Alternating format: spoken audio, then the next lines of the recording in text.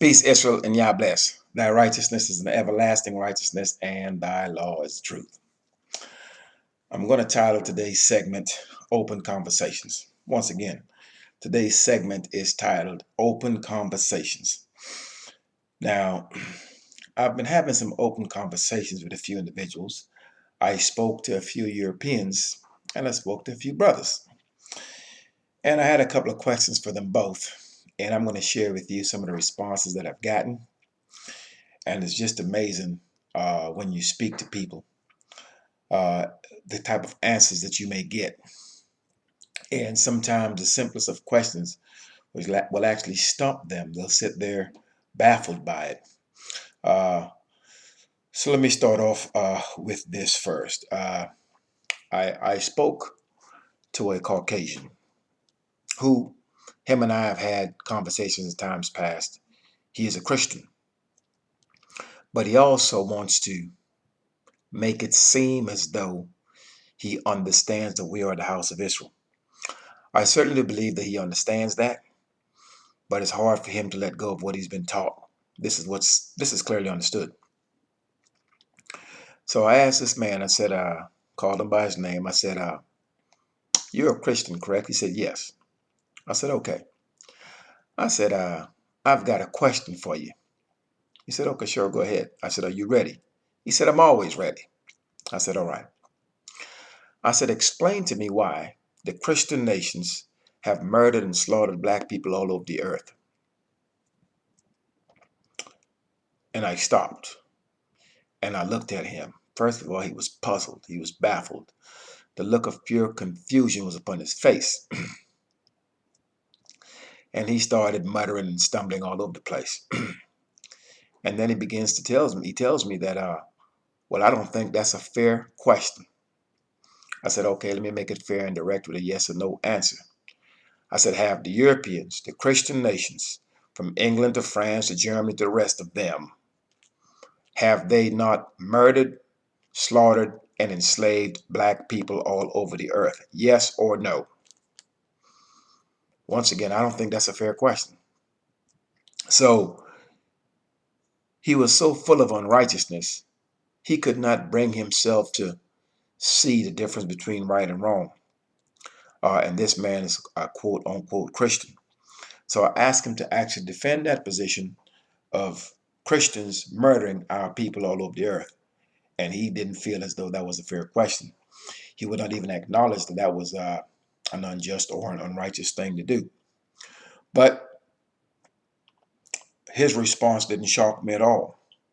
You can get no righteousness out of the unrighteous. And this is something that our people must understand.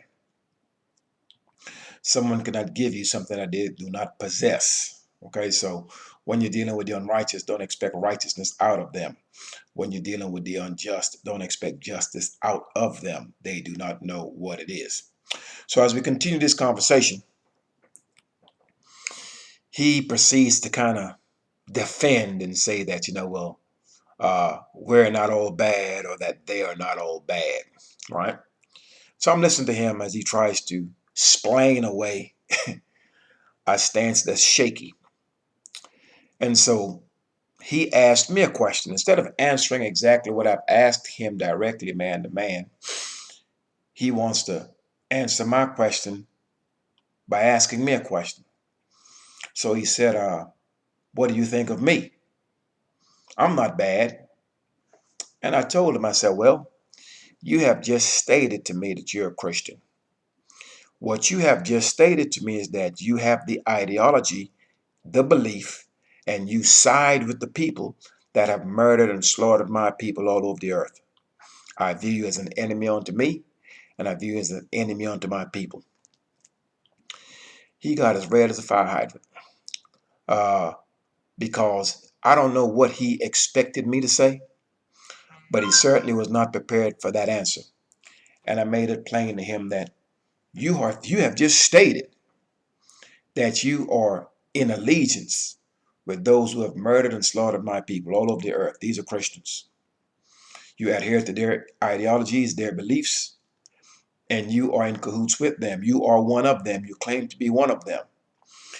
Now, how is it possible for you to tell me this and us to be quote unquote friends or whatever, or anything else. I view as an enemy unto me, and I view as an enemy unto my people, and as simple as that. Now, he continues to be cordial to me. He hasn't changed his countenance towards me whatsoever, but he understands clearly where I stand. But this is the duplicity of the very people that we're dealing with. You know, the house of Israel, when we were punished as a collective. We were punished as a nation. And when the Most High said he's going to deal with these nations that have done this to us, he wasn't talking about no one man or two men or three men. He is going to punish these nations as a collective. It's amazing that when our men did anything that was unrighteous or were accused of doing anything that was foul to our enemies, one man would do it and they would come through and kill everyone in that city and rounded up anyone that looked like us. There was no discernment between one person and another. There was no individual status given to, okay, well, he did this, let's punish him. Our enemies have always been of the mindset to where if one of us does it, they'll come through and kill every man they can find. However, when it's being placed to their face and their unrighteousness is brought before them, they want to play the individual role. They don't want to take the responsibility of the nation or of their nation. So he quickly went from the whole nation, his own nation, doing our people unjustly to where he felt as though that he was somehow different from the rest of them. This is the duplicitous game that they play. You can't say that, okay, well, I'm different. I'm not like the rest of the people that has murdered and slaughtered your people, but yet I adhere to their ideologies and I claim to be one of those people. This is impossible. But this is the hypocrisy of our enemies. Like I've said before, when we were punished as a collective, as a nation. And when the Most High punished those who have done these things to the house of Israel, he will punish the heathen, these nations, as a collective. It will not be an individual effort. So somewhere, somehow, he may have missed that. So that was just one of the conversations that I've had with a man of the nations who wants to play both sides of the fence. He wants to claim that he's part of the people that has murdered and slaughtered our people all over the earth. He adheres to their ideologies. He's one of them. But then when you put the wickedness that these people have done before his face, all of a sudden he's not one of them. And this is the kind of nonsense that you will get out of these people. Hypocrisy, unrighteousness, unwillingness to acknowledge fault. And if they do acknowledge fault, they're unwilling to pay. Let me explain that really quickly. When we're dealing with all of these nations that have done these foul things to our people, which are all Christian nations, they do not want to apologize to you. And if they do, they want to do it in words and not in deeds. You see, what I can't do, I can't come to your house and steal $50 off your counter. And then when you identify that, hey, look, man, you came to my house, I have $50 here, I have the camera stating where you're showing me clearly where you took this $50 off this counter. Okay, you've caught me red-handed. Okay, I'm sorry, man, I didn't mean to take that $50. It doesn't end there. You can't steal from a people, have murdered a people, and murder certainly has no statutes or limitations, even with the Most High. So you can't do a wrong and figure you can just say you're sorry and walk away scot-free. You're going to have to pay restitution for what you have done. So our enemies want to, even the ones that have somewhat of a contrite spirit, that may acknowledge that this is incorrect, they may say that, but they're unwilling to pay. Well, you've got $50 of mine that you stole. You can't just say you're sorry and keep my money. You're going to have to give it back. Our enemies are unwilling to give it back. And therein lies the problem. So this is just one of several of the Europeans that I've spoke of, and they take this stance. They move as a collective. They move in a unit. However, I must say there are two Europeans that I spoke to that acknowledge that this thing is incorrect.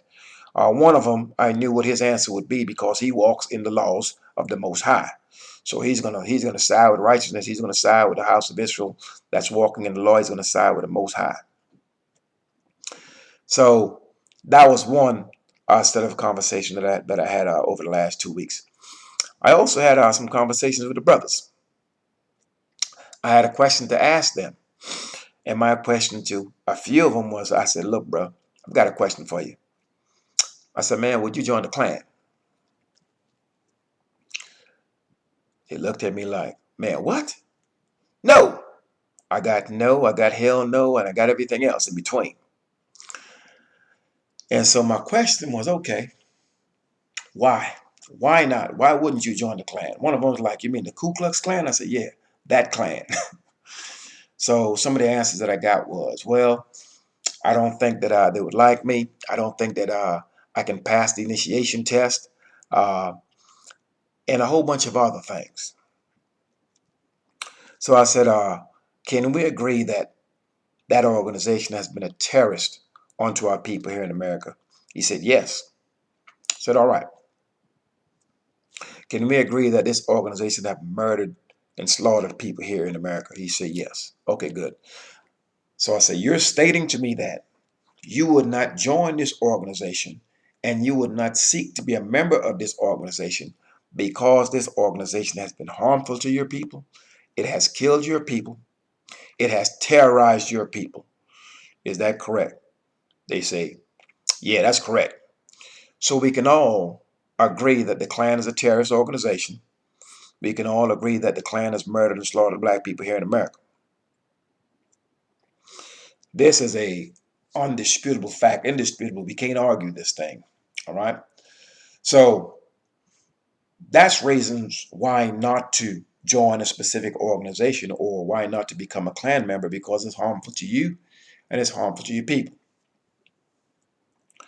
And then I asked them, I said, then why is it that our people call themselves Christians? Why do they align themselves with Christians and Christianity? I made it plain that I said the Christians have done the same thing that the Klan has done. You find any neo-Nazi group, anti-black hate group, and they're nothing but a microcosm of the whole entire thing, which is Christianity. The Klan members, their robes, etc., these robes are church clothes. They're straight out of Catholic Church. When you look at the Crusades and the Crusaders, etc., those who spread Christianity by the sword, by killing people, it's the same uniform. You can find it in the Roman Catholic Church. So when I presented to these brothers, say, look, this is the same thing. When you decide to, you say you won't be a Klan member, but you call yourself a Christian, there is no difference between the two. Their ideology is the same.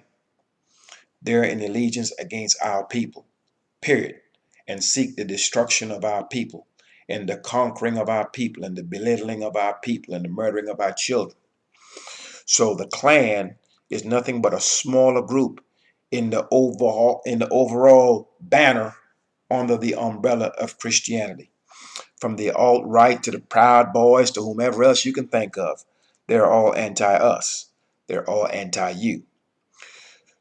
So I made it plain to them, if you're unwilling to join or to be a member of the Klan, which certainly terrorizes and murders our people, then you can't possibly claim to be or want to be or seek to be a Christian, because they do the same exact thing.